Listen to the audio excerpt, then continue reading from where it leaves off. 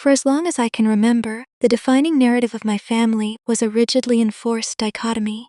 My younger sister, Chloe, was the undisputed golden child destined for high society and unimaginable success, while I was the ultimate cautionary tale. The disparities between us were never subtle. They were woven into the very fabric of our daily lives, dictated entirely by my parents' obsession with appearances. If Chloe wanted a designer dress for a middle school dance, my parents would gladly skip a utility bill or max out a credit card to buy it. If I needed a new pair of sneakers for track practice, I was handed a brochure for after-school jobs and told to learn the value of $1. The label that permanently defined me in their eyes, however, was established in blood and stone when I was 19 years old. I had been enrolled in a grueling, highly prestigious pre-med program at an Ivy League university. It was a path my parents had relentlessly forced me into because they desperately wanted the country club bragging rights of having a brilliant surgeon daughter. For 2 agonizing years, I existed on 4 hours of sleep a night, chugging black coffee, and staring at organic chemistry textbooks until my eyes blurred and my hands physically shook from the stress. I was fundamentally, soul-crushingly miserable. Walking through the hospital wards during my clinical shadowing, I realized with absolute terrifying clarity that I had zero passion for medicine, zero desire to cut into people, and zero interest in living a hollow life dictated entirely by my parents' vanity. So, without consulting them, I walked into the dean's office on a rainy Tuesday afternoon, formally withdrew from the university, packed my dorm room into the trunk of my rusted, secondhand sedan, and drove the 3 hours back to our hometown. The fallout was apocalyptic. When I walked through the front door and delivered the news, my parents screamed until their voices were hoarse. My father accused me of throwing away $1 million future and embarrassing them in front of their friends. My mother wept theatrically, claiming my failure was a personal attack on her parenting. Chloe, who was currently coasting through an incredibly easy communications degree at a private, wildly expensive liberal arts college paid for entirely by our parents, watched the screaming match from the top of the grand staircase with a smug, satisfied smile. It was in that exact moment she officially branded me with a title she would aggressively weaponize for the rest of her life: the Dropout. It didn't matter what I did after that day. In the narrow, shallow eyes of my parents and my sister, I had failed them, humiliated them, and permanently relegated myself to the absolute bottom tier of society. I was cut off financially that very evening. I packed a single suitcase, moved into a tiny, damp basement apartment on the wrong side of town, and was completely exiled from their emotional circle. What my family completely ignored, mostly because they never once bothered to ask about my life, was what I actually did after I dropped out. I didn't sit on a thrift store couch and feel sorry for myself. I transferred my existing credits to a local, affordable state university. I switched my major to political science, working 2 grueling jobs, waiting tables at a greasy diner until midnight and cleaning corporate offices until dawn, just to pay my tuition and keep the lights on. I graduated summa cum laude. I then took the LSAT, scoring in the absolute 99th percentile, a score so high it triggered an automatic review. Within weeks, I was offered a full-ride, highly prestigious academic scholarship to Yale Law School. I didn't tell my parents. I knew they would either take the credit for my resilience or find a way to belittle the accomplishment.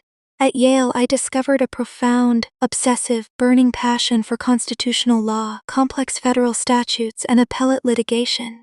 I thrived in the brutal, cutthroat academic environment that broke most students. I graduated at the very top of my class, served as the editor-in-chief of the Yale Law Journal, and immediately secured a highly coveted clerkship for a United States Supreme Court justice.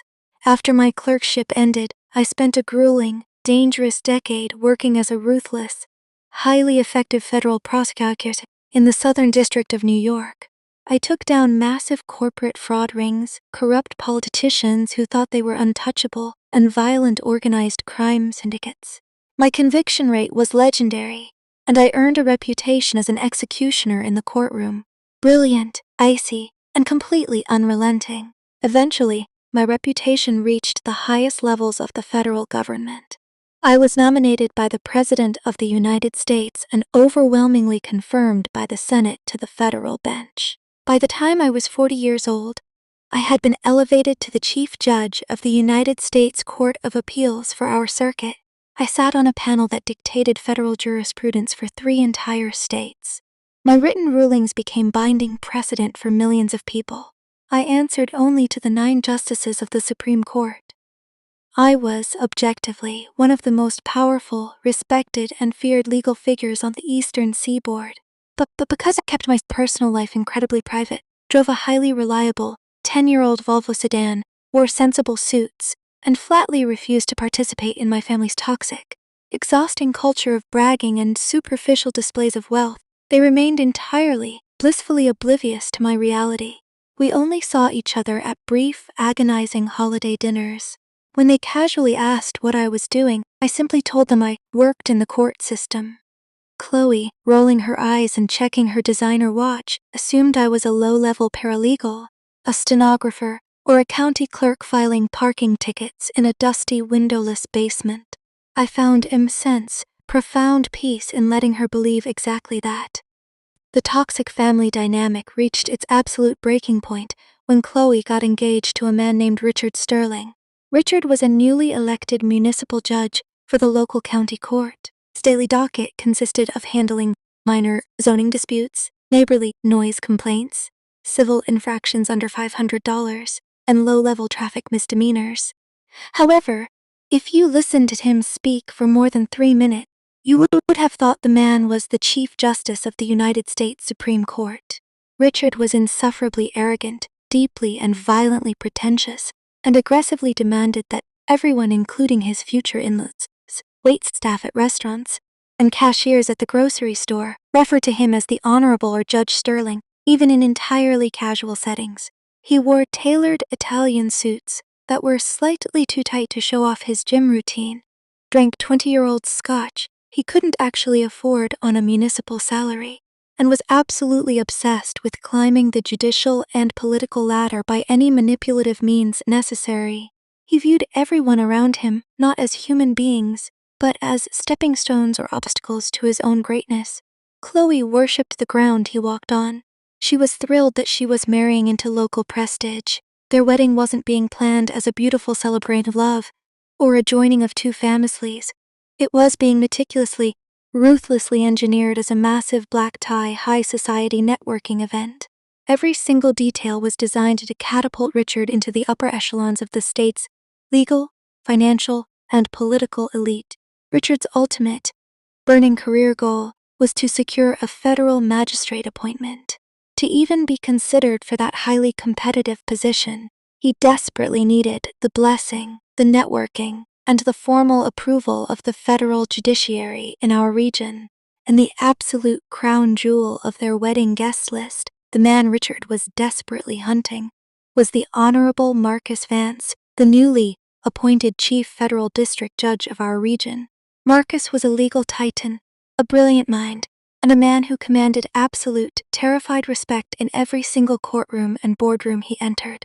Richard had spent 6 agonizing months practically begging, groveling, and bribing Marcus's scheduling secretary with expensive gift baskets just to get a wedding invitation placed on the man's desk. Richard's entire master plan was to use the wedding reception to corner the federal judge, ply him with expensive liquor, laugh at his jokes, and aggressively network his way into a federal appointment recommendation. Exactly 1 week before the wedding, Chloe and Richard invited themselves over to my modest, unassuming, brick-front home on a Tuesday evening. I had just finished reviewing a massive, highly complex stack of appellate briefs regarding a multi-billion-dollar corporate monopoly case, and I was exhausted. I was wearing comfortable gray sweatpants, thick wool socks, and a faded college hoodie. They walked my front door and sat on my comfortable living room sofa, dressed to the nines in designer clothes, looking around my cozy, book-filled home with poorly concealed disdain and overwhelming pity. Chloe cleared her throat, adjusting her massive diamond engagement ring, and exchanged a conspiratorial, deeply patronizing look with Richard. She told me that they needed to discuss the final guest list, and the seating chart for the reception. She used a soft, condescending tone, the exact kind of tone you might use to explain a complex mathematical concept to a very slow child. She explained that the wedding had evolved far beyond a simple family gathering. It was now a highly sophisticated, meticulously curated, black-tie networking event crucial for Richard's entire legal career and their future standing in the community. Richard took over, leaning forward with his hands clasped, adopting his best, booming, authoritative courtroom voice. He explained, with a sickeningly smug smile, that Judge Marcus Vance, the chief federal district judge, had officially RSVP'd and would be sitting at the head VIP table right next to the bridal party. "Clara, I'm sure you, of all people, understand how the real world works," Richard said, his voice dripping with elitist venom and fake sympathy. "This is a pivotal, make-or-break moment for my career trajectory. We are hosting the absolute elite of the federal judiciary. The local media will be there. We need to project a certain image of flawless sophistication, wealth, and intellectual pedigree. Chloe and I have discussed it at length over the past few weeks, and we simply feel it's better if you don't attend the wedding ceremony or the reception." I blinked, keeping my face entirely neutral, letting the silence hang in the air. "You're uninviting me from my only sister's wedding?" Chloe reached out and patted my knee condescendingly, her fake nails digging slightly into my sweatpants. "Clara, please try not to take it personally. We just can't have a college dropout who pushes papers in a county basement embarrassing us. What if you ask an inappropriate question to the federal judges? What if they ask where you went to law school, and you have to admit you didn't finish college? What if you wear something inappropriate? You just don't fit the aesthetic of the evening, and frankly, we don't want you to feel out of place and deeply insecure among such highly educated, powerful professionals. It's for your own good, really. We'll send you a piece of cake and some photos." They were formally, shamelessly uninviting me from my only sister's wedding because they truly believed my mere presence would contaminate their fake, pretentious atmosphere. They were actively erasing me from family history to appease a man they desperately, pathetically wanted to impress. I looked at my sister, who was nodding vigorously in agreement with her arrogant fiancé, completely blind to his cruelty and her own ignorance. I felt a profound, absolute, icy calm wash over my entire body. I didn't yell, I didn't defend myself, I didn't throw them out of my house. And I certainly didn't tell them that the complex federal jurisprudence Richard was desperately trying to memorize for his career advancement was literally written and authored by the woman sitting in front of him in sweatpants. I just smiled. It was a cold, dead-eyed, terrifyingly polite smile. I nodded slowly, folding my hands in my lap. "I completely understand, Richard." "Chloe," I said smoothly, my voice as calm and flat as a frozen lake, "I wouldn't dream of ruining your perfect aesthetic or embarrassing you in front of your esteemed colleagues. I will stay home. I won't be a distraction. I wish you both a truly beautiful, unforgettable wedding that gives you exactly what you deserve." They left my house visibly, immensely relieved, practically skipping down my driveway to their leased luxury car, completely unaware that they had just enthusiastically sealed their own spectacular, inescapable doom. The day of the wedding arrived. It was a beautiful, crisp Saturday afternoon. I spent it blissfully alone in my sunlit home office, drinking expensive, imported Earl Grey tea, listening to a classical symphony, and drafting the final pages of a highly complex judicial opinion on a landmark constitutional rights case that would likely go to the Supreme Court for review.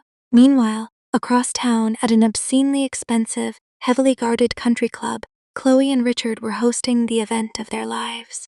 From what I was told later in excruciating, glorious detail by my deeply horrified, gossiping cousins, the reception was a masterclass in aggressive, desperate social climbing. There were massive ice sculptures, imported flowers, and a string quartet. Richard spent the entire cocktail hour completely ignoring his new bride. Instead, he paced nervously near the grand entrance, sweating profusely through his custom tuxedo, holding a glass of champagne like a prop, waiting for his ultimate prize to arrive. When Chief Federal District Judge Marcus Vance, finally walked through the massive double oak doors. The entire room's atmosphere shifted. Marcus was an imposing, brilliant figure, a man in his late 50s with silver hair and eyes that missed absolutely nothing. He radiated quiet, undeniable authority. He didn't need to demand respect. His mere presence commanded it instantly. Richard practically sprinted across the marble ballroom floor, nearly knocking over a waiter, to intercept him. He offered a groveling, obsequious, two-handed handshake. He aggressively ushered Marcus toward the velvet-roped VIP table, snapping his fingers at the waitstaff to pour Marcus the most expensive vintage champagne they had. Richard immediately launched into a loud, desperately unprompted monologue about his own minor, insignificant municipal rulings, aggressive, trying to sound like a seasoned, hardened legal scholar in front of the other wealthy guests. He droned on about a parking dispute he had handled as if it were a Supreme Court battle. Marcus, who was famously known throughout the federal circuit for his exceptionally low tolerance for sycophants, flatterers, and fools, remained perfectly polite but visibly detached.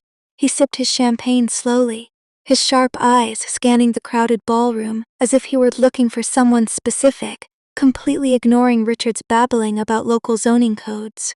After 10 agonizing minutes of enduring Richard's desperate, sweaty monologue, Marcus finally held up a single, authoritative hand to stop him mid-sentence. He looked directly at Richard, his expression perfectly neutral, chillingly calm. "I appreciate the lavish invitation, Richard," Marcus said, his deep, resonant voice easily cutting through the ambient noise of the ballroom and the string quartet. "But I must admit, I'm a bit confused. I accepted this invitation primarily because I wanted to pay my respects to the bride's family. Where is Clara? I was told she would be seated at the main family table, but I don't see her anywhere." Richard froze. His arrogant, plastered smile faltered for a fraction of a second before he quickly recovered, completely assuming Marcus had simply heard the name in passing from the guest list or a local directory and was just making polite conversation. Richard chuckled, a dismissive, arrogant, terribly misplaced sound, and leaned in confidentially, as if sharing an inside joke with an equal. "Oh, Clara, you don't need to worry about her, Your Honor. She isn't here today. My wife and I agreed it was best she sit this one out." Richard smirked, shaking his head with mock pity. "She's the family dropout, to be brutally honest with you. She barely scraped by in life, works a low-level, paper-pushing job in some basement office somewhere. We didn't want someone so unrefined, embarrassing us in front of truly esteemed guests like yourself. We have standards to maintain tonight." The temperature in the immediate vicinity seemed to instantly drop 20 degrees. The polite professional mask, completely and violently vanished from Marcus' face, was replaced by a look of sheer, unadulterated disgust and terrifying, furious incomprehension. He slowly, deliberately lowered his champagne flute to the table, the glass clicking loudly against the wood. The silence radiating from the federal judge grew so heavy, so incredibly dense, that nearby guests actually stopped talking, lowering their forks to watch the interaction. "The family dropout," Marcus repeated. His voice dropped to a low, dangerous, razor-sharp register that carried perfectly across the sudden, breathless quiet of the room. "A low-level paper pusher? Well, yes," Richard stammered, his smile vanishing completely as he suddenly realized he had miscalculated, though his arrogant brain still had no idea how severely. "She dropped out of college years ago. We try to keep her at arm's length to protect our professional reputation in the legal community. You understand how these things look." Marcus stared at the groom as if he were looking at a diseased, mutated insect that had crawled onto his plate. He took a slow step forward, towering over Richard's shrinking frame. "Richard, are you genuinely standing here telling me that you explicitly uninvited Clara from this wedding because you believe she is a dropout?" Marcus's voice began to rise with cold, focused, terrifying fury, drawing the rapt attention of the entire ballroom. The string quartet in the corner nervously stopped playing mid-measure. "Are you standing here, wearing a rented tuxedo, looking me in the eye, and telling me that you were afraid she would embarrass you?" Chloe, noticing the sudden, terrifying commotion and the silence in the room, hurried over in her massive, unwieldy designer gown, her fake, camera-ready smile plastered on her face, panic in her eyes. "Is everything all right, Judge Vance?" she asked nervously, reaching out to try and touch his arm. Marcus took a sharp step back, refusing her touch, and turned his blistering, furious gaze to my sister. "No, madam, it is absolutely not all right. I am standing here trying to comprehend the sheer, breathtaking, unfathomable magnitude of the ignorance standing in front of me." Marcus turned back to Richard. He didn't lower his voice. He projected it, ensuring that every single lawyer, politician, partner from prestigious law firms, and local socialite in the 200-person room could hear him perfectly clearly. 10 years ago, Marcus began, his tone merciless and precise, slicing through the air like a scalpel. "When I graduated from law school, I had the distinct, life-altering honor of securing a federal appellate clerkship. I didn't clerk for a municipal judge who handles noise complaints and parking tickets. I clerked for a legal titan. I clerked for a woman whose intellect is so formidable, whose grasp of constitutional law is so absolute and terrifyingly brilliant, that her written opinions are mandatory reading in every top-tier law school across this country. That woman mentored me. She shaped my entire legal mind. She guided my career. And when my name was put forward by the President of the United States for the federal bench, it was her personal, glowing recommendation to the Senate Judiciary Committee that secured my confirmation." Richard's face began to drain of all color, turning a sickly, translucent gray. His mouth opened and closed like a landed fish, but no sound came out. He was physically trembling, the champagne glass shaking in his hand. "That woman," Marcus continued, stepping even closer, his voice echoing in the silent, cavernous hall, "is the Honorable Clara Vance, the Chief Judge of the United States Court of Appeals for the Federal Circuit. She is one of the most powerful, respected, and brilliant appellate judges in the history of the federal judiciary. And you," Marcus gestured to Richard with absolute, unmasked, visceral revulsion, "a local traffic court magistrate, uninvited her from her own sister's wedding because you thought she was a dropout who wasn't classy enough to be in your presence." The silence in the ballroom was absolute, heavy, and suffocating. You could hear the ice melting in the water glasses. Chloe gasped, a sharp, ragged intake of breath that sounded like a sob. Her hands flew to her mouth in sheer, unadulterated horror as her entire worldview, her entire perceived superiority, her entire life's narrative, shattered into a million jagged pieces in real time. My parents, seated at the head table just a few feet away, looked completely paralyzed, the blood rushing from their faces as they realized the magnitude of their lifelong, catastrophic mistake. The society guests, many of whom were prominent local lawyers and politicians who knew exactly who the chief appellate judge was and the absolute, unquestionable power she wielded over their careers and the region's laws, began whispering furiously. They looked at Richard with shock, disbelief, and sudden, deep radioactive contempt. Richard looked like he was going to vomit right there on his expensive leather shoes. I had absolutely no idea," he squeaked, his voice cracking into a pathetic, high-pitched whine. "She never said. She never brags. She drives an old Volvo. She drives an old Volvo because she doesn't need a luxury car to prove to the world that she matters, Richard. She has true, unquestionable power. You have a fragile, pathetic ego," Marcus snapped, his voice ringing with absolute, crushing finality. Marcus reached into his tailored suit jacket, pulled out the heavy, gold-embossed wedding invitation, and dropped it onto the pristine white tablecloth like a piece of contaminated trash. "I attended the circus tonight, solely to pay my respects to the chief judge," Marcus stated coldly, buttoning his suit jacket. "Since she was excluded by a pair of arrogant, staggeringly ignorant fools, I have absolutely no reason to remain in this room." Without another word, Chief Federal District Judge Marcus Vance turned his back on the groom, walked with measured, dignified steps across the marble floor, and exited the ballroom. The heavy wooden double doors slammed shut behind him with a resonant, booming thud that signaled the absolute, permanent destruction of Richard's legal career and Chloe's social standing.